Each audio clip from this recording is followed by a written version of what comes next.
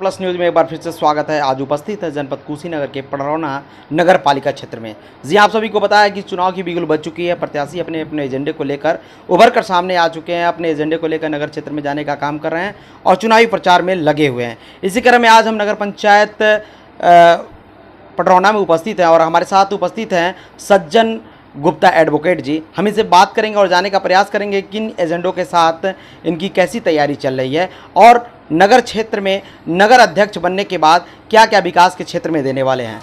आज तक का इतिहास रहा है कि जो भी व्यक्ति नगर पालिका परिषद पडरौना में चेयरमैन पद पे बैठा है उसने सिर्फ और सिर्फ भ्रष्टाचार किया है, कार्य नहीं किया।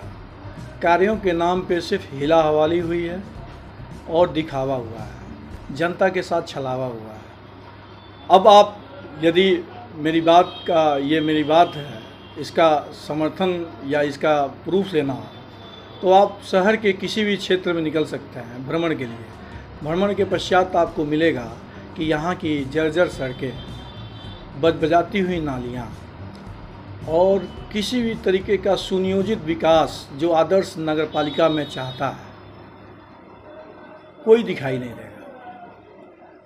मुद्दों की जहाँ तक बात करते हैं, मैंने यहाँ सारा भ्रमण करने के पश्चात देखा कि यहाँ आज तक नगर पालिका परिषद के अंतर्गत जो छोटी छोटी सुविधाएं जनता को मिलनी चाहिए वो भी नहीं मिली हैं।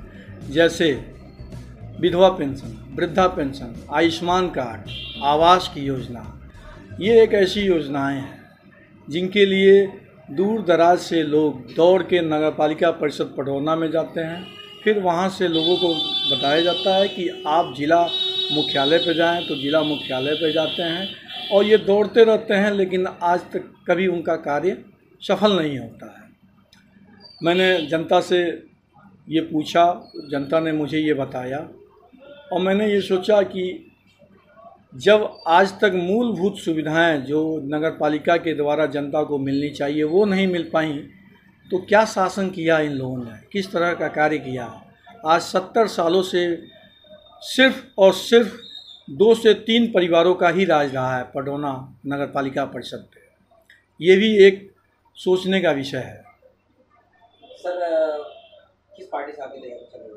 मैं समाजवादी पार्टी से तैयारी कर रहा हूँ नगर पालिका परिषद पडरौना के चेयरमैन पद हेतु।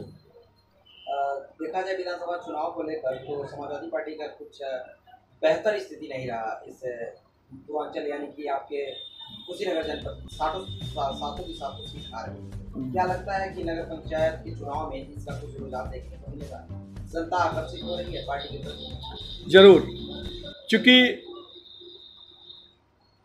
पूर्वांचल की सभी सीटें या कुशीनगर जनपद की 7 सीटें समाजवादी पार्टी के द्वारा हारी गई हैं और भाजपा ने जीत सुनिश्चित किया है। इसके साथ ही साथ पूरे उत्तर प्रदेश में प्रचंड बहुमत से जो भाजपा आई है, ये भी एक कारण है पुनः समाजवादी पार्टी को सत्ता दिलाने का। क्योंकि जनता जो है सवाल करती है जनप्रतिनिधियों से, कहती है कि अब क्या चाहिए आप। ग्राम प्रधान भी आपका है, सभासद भी आपका है, चेयरमैन भी आपका है, विधायक भी आपका है, सांसद भी आपका है, जिला पंचायत अध्यक्ष भी आपका है, ब्लॉक प्रमुख भी आपका है। तो अब कौन सा पद चाहिए आप? ऊपर से नीचे तक सारे पदों पे भाजपा के ही प्रत्याशी बैठे हुए, उसके बावजूद जनता के मूलभूत समस्याओं का समाधान नहीं हो रहा है, जरूरी आवश्यक चीज़ों का निदान नहीं हो रहा है। तो अब भाजपा क्या जवाब देगी? पहले तो एक कारण हुआ करता था इनके पास कि प्रदेश में हमारी सरकार नहीं है तो सेंट्रल में हमारी सरकार नहीं है, तो चेयरमैन हमारा नहीं है तो सांसद हमारा नहीं है। अब तो सभासद से लेकर प्रधानमंत्री तक भाजपा का है। अब तो सारी जिम्मेदारी भाजपा की ही है। जनता ये पूछना चाहती है कि उसके कार्य नहीं हो पाए तो क्यों नहीं हुआ। सर हम बात करेंगे नगर पंचायत पे। सर क्या बदलाव करने वाले हैं नगर पंचायत चुनाव जीतने के बाद? देखिए, यहाँ बदलाव करने के लिए तो लगभग सारी चीज़ें ही पड़ी हुई हैं, क्योंकि आज तक कोई बदलाव हुआ ही नहीं। कोई अच्छी कार्य योजना ज़मीन पे उतारी ही नहीं गई। अब जैसे मेरा तो ये प्लान है, मेरा ये विचार है कि यदि मैं नगर पालिका अध्यक्ष पद का चुनाव जीतता हूँ और चेयरमैन पडरौना में बनता हूँ तो सबसे पहले 18 ग्राम सभाएं हमारे नगरपालिका परिषद पडरौना में जुटी हैं। लगभग सारे टोलों को मिला के लगभग 72 टोले होते हैं या 25 वार्डों में विभाजित किए गए हैं। मेरी एक सोच है कि हर टोले पे एक दिन का मैं प्रशासनिक कैंप लगवाऊंगा नगरपालिका परिषद पडरौना के द्वारा, जो कैंप जनता की मूलभूत सुविधाओं जैसे वृद्धा पेंशन, विधवा पेंशन, आयुष्मान कार्ड और आवास जो योजना है, मैं हर टोले पे लगवा के जनता को जिला और नगरपालिका परिषद में उनको न आना पड़े, वहीं पे उनके डॉक्यूमेंट लेके वहीं पे उनकी खानापूर्ति करके उनके कार्यों को वहीं मैं पूरा करूंगा। एक ये मेरा पहला विचार है। दूसरा, मैं सबसे पहले मैंने देखा यहाँ सड़कों का निर्माण कैसे करते हैं ये लोग। सड़कें हर 2 साल पे ये ऐसी सड़क बना रहे हैं कि हर 2 साल पे टूट रही हैं, बनवा रहे हैं। और बनवाने के साथ साथ ये हर बार 5 से 10 इंच सड़कों को ऊपर कर दे रहा है। आप ये बताएं, व्यक्ति जीवन में घर एक बार बनवाता है और जो सड़क बनाने की इनकी प्रक्रिया है और जो गति है, उससे तो लगता है कि 15 सालों में सड़क नीचे हो जाएगा, घर नीचे हो जाएगा, सड़क ऊपर हो जाएगा। जबकि सड़क बनाने की पद्धति है, जितना इंच आपको ऊपर, जितने इंच की सड़क बनानी है उतने इंच की खुदाई करनी चाहिए, उसके बाद सड़क बनानी चाहिए। सड़क का लेवल ना बढ़े, सड़क का लेवल ऊंचा नहीं होना चाहिए, क्योंकि घर जो है जीवन में एक बार बनवाता है और सड़क बार बार बनती है, तो सड़क का लेवल ऊंचा ना हो, ये मेरा विशेष फोकस रहेगा कि लोग घर अगर बनवाए हैं तो शांतिपूर्वक वो 50 साल तक उसमें रहें। ऐसा ना हो कि 10 साल बाद फिर उसको घर में काम लगवाना पड़े, फिर 15-20 लाख रुपए लगवा के घर को तुड़वा के फिर ऊपर करना पड़े। एक समस्या देखी जाती है सर नगर पालिका में कि जाम की स्थिति बहुत ज़्यादा रहती है, कंजेस्टेड ज़्यादा है, इसको लेकर क्या कहना चाहिए? ये विशेष तौर पे ये एक अतिक्रमण की वजह से ये हुआ है, क्योंकि शहर में सारा व्यापारी समाज ही रहता है, व्यापार करता है। तो वो व्यापारी समाज चूँकि व्यापार करने के कारण आवागमन या फिर जो माल की ढुलाई और लदाई होती है, उसकी वजह से अक्सर ट्रैफिक जाम हो जाता है।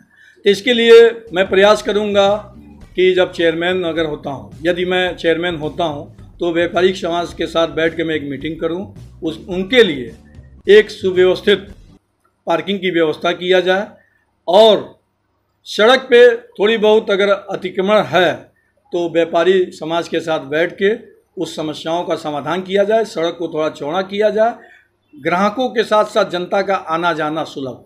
पानी पीने की समस्या को लेकर बात करेंगे सर कि नगर की जनता को प्रत्येक दिन 20 रुपये की बोतल खरीद के उन्हें पानी पीना पड़ता है, तो उस समस्या को लेकर क्या कहना चाहिए? अगर नगर पंचायत के अध्यक्ष होते हैं तो उस क्षेत्र में क्या करेंगे? उसके लिए जगह जगह, चूँकि सबसे पहले तो जो पाइपलाइन का जो पानी का निकासी वो सुविधा है पाइपलाइन के द्वारा, उसको पहले तो रिफाइनरी या प्यूरिफाइड कराना पड़ेगा। जो उसकी पाइप जो पानी की टंकी से जहाँ जहाँ पाइपें गई हैं उसको देखना पड़ेगा कि वो सुव्यवस्थित हैं कि नहीं है, क्योंकि वो ऑलरेडी 400-500 फीट नीचे से पानी आ रहे हैं। वो पानी तो सबसे सर्वोत्तम है, सबसे अच्छा है। यदि वो पानी जो पानी के टंकी के थ्रू हम लोग को सप्लाई होता है, यदि वो पानी घरों घरों तक पहुंच रही है या चौराहे चौराहे तक पहुंच रही है, तो उससे शुद्ध पानी तो हो ही नहीं सकता, क्योंकि उसमें मिनरल भी है, कैल्शियम भी है। और कहीं ना कहीं ये जो प्यूरिफाइड पानी आ रहे हैं उसमें कहीं ना कहीं इन तत्वों का अभाव तो रहता ही है। तो सबसे पहले मैं उस पाइपलाइन की व्यवस्था करूंगा कि सुव्यवस्थित तरीके से पानियाँ सभी जगहों पे पहुँचें। अगर यदि आवश्यकता होती है तो चौराहे चौराहे पे आरओ वाटर वाली व्यवस्था नगर पालिका परिषद पडरौना के द्वारा किया जाए। क्या कहना चाहेंगे नगर की जनता से, क्या अपील करना चाहेंगे? नगर की जनता से मैं ये अपील करना चाहूँगा कि आज तक 70 सालों से आप लोगों ने जिन लोगों को देखा है, उन लोगों ने सिर्फ ओल्हा पाती का गेम खेला है। एक बार ये, एक बार ये, एक बार ये, एक बार वो, इसके अलावा कोई बदलाव नहीं हुआ। इस बार जनता बदलाव करके देखे, निश्चित तौर पे उसे सुकून मिलेगा और उसे अच्छी सुविधाएं मिलेंगी और उन्हें अपने निर्णय पे कभी अफसोस करना नहीं पड़ेगा।